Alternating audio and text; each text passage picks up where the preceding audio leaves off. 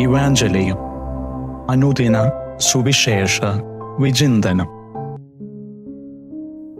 ഈശോയിൽ ഏറ്റവും സ്നേഹം നിറഞ്ഞവരെ, നവംബർ 23-ാം തീയതിയായ ഇന്ന് തിരുസഭ നമുക്ക് ധ്യാനിക്കാനായി നൽകുന്ന വചനഭാഗം വിശുദ്ധ ലൂക്കായുടെ സുവിശേഷം 20-ാം അധ്യായം 27 മുതൽ 40 വരെയുള്ള തിരുവചനങ്ങളാണ്. ഈശോയുടെ കാലഘട്ടത്തിൽ വിവിധ വിഭാഗങ്ങളിൽപ്പെടുന്ന മനുഷ്യർ ജീവിച്ചിരുന്നു. ഫരിസേയർ, നിയമജ്ഞർ, സദുക്കേയർ, അതുപോലെ തന്നെ മതത്തെ തീവ്രമായി പരിഗണിച്ചവർ. ഇങ്ങനെ 4 വിഭാഗങ്ങളാണ് പ്രധാനമായിട്ടുണ്ടായിരുന്നത്. അതിൽ സദുക്കായർ പുനരുദ്ധാനം നിഷേധിച്ച് ജീവിക്കുന്നവരായിരുന്നു. അവരിൽ ചിലരാണ് ഈശോയുടെ ഇന്ന് വന്ന് ചോദിക്കുക, ഗുരു, ഒരാളുടെ വിവാഹിതനായ സഹോദരൻ സന്താനമില്ലാതെ മരിച്ചാൽ അവൻ ആ സഹോദരന്റെ വിധവയെ സ്വീകരിച്ച് അവന് വേണ്ടി സന്താനത്തെ ഉൽപ്പാദിപ്പിക്കണമെന്ന് മോശ കൽപ്പിച്ചിട്ടുണ്ട്. അങ്ങനെ ഒരു നിയമം പഴയ നിയമത്തിൽ ഉണ്ടായിരുന്നു. അവിടെയാണ് ഈശോ ഈ സംഭവം പറയുക.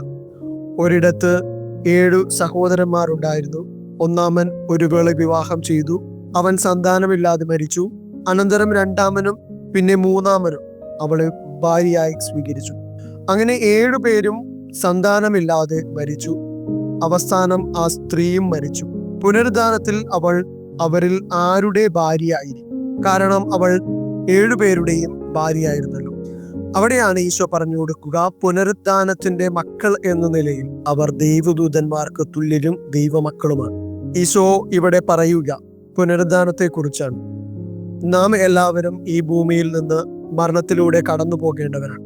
എന്നാൽ ദൈവത്തിന്റെ മുമ്പിൽ മരണമൊന്നുമില്ല. ദൈവത്തിന്റെ മുമ്പിൽ എല്ലാവരും ജീവിക്കുന്നവരാണ്. സ്ഥലങ്ങൾ മാറുന്നു എന്നേ ഉള്ളൂ. അതുകൊണ്ട് ഈശോ ഇന്ന് ഓർമ്മപ്പെടുത്തുക നമ്മുടെ പുനരുദ്ധാനത്തെക്കുറിച്ചും നിത്യജീവനെ കുറിച്ചുമാണ്. ഇന്നത്തെ കാലഘട്ടത്തിൽ ഏറ്റവും പ്രസക്തമായ വചനഭാഗമാണ് സുവിശേഷം ഇന്ന് നമ്മളോട് പറയുക. ഇന്ന് പലപ്പോഴും മനുഷ്യരായി നമ്മളെല്ലാവരും മരണത്തിന് ശേഷം മറ്റൊരു ജീവിതം ഇല്ലാത്ത രീതിയിലാണ് ജീവിക്കുക. അവിടെയാണ് ഈശോ നമ്മെ ഓർമ്മപ്പെടുത്തുക, നമ്മെ തിരുത്തുക. മരണത്തിന് ശേഷം നമ്മൾ ദൈവത്തിന്റെ സന്നിധിയിൽ എത്തുമ്പോൾ നമ്മൾ ദൈവദൂതന്മാർക്ക് തുല്യരും ദൈവമക്കളുമാകുന്ന സ്ഥാനം നമുക്ക് ലഭിക്കും. അതിനുവേണ്ടി ഈ ഭൂമിയിൽ വെച്ച് നന്മകൾ ചെയ്ത് ജീവിക്കണമെന്ന് ഈശോ നമ്മെ ഓർമ്മപ്പെടുത്തുകയാണ്.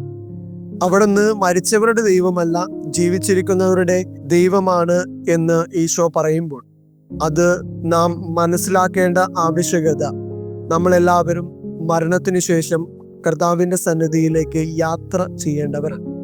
ഇന്ന് പലപ്പോഴും നമ്മൾ ഓരോരുത്തരും ഈ ലോകം മോഹങ്ങളിലും ഈ ലോകത്തിന്റെ സന്തോഷങ്ങളിലും ജീവിക്കുമ്പോൾ നമ്മൾ മറന്നു പോകുക നിത്യജീവൻ നമുക്ക് നഷ്ടപ്പെടുന്നു എന്നൊരു കാര്യം കൂടിയാണ്.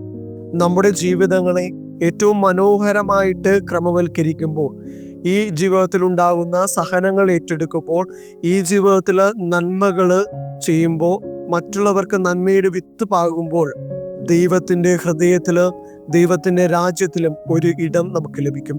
അതുകൊണ്ട് നമ്മുടെ ജീവിതങ്ങളെ ഏറ്റവും മനോഹരമായിട്ട് ക്രമപ്പെടുത്താം. നമ്മളിൽ പലരും ഇങ്ങനെ ചിന്തിക്കാറുണ്ട്, ഈ ഭൂമിയിൽ ആസ്വദിക്കുന്നതൊക്കെ ആസ്വദിച്ചതിന് ശേഷം കടന്നു പോകുക. കാരണം മരണത്തിനപ്പുറം എന്ത് എന്ന് നമുക്കറിയില്ല.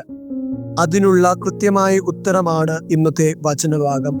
ഈശോയുടെ വചനത്തിൽ വിശ്വസിച്ചുകൊണ്ട്, ഈശോയോട് ചേർന്ന് നിന്നുകൊണ്ട് നിത്യജീവൻ നമുക്ക് സ്വന്തമാക്കാം. അങ്ങനെയുള്ള പ്രവർത്തികൾ കൊണ്ട് നമ്മുടെ ജീവിതങ്ങളെ ക്രമീകരിക്കാം. ദൈവം ഏവരെയും സമൃദ്ധമായി അനുഗ്രഹിക്കട്ടെ.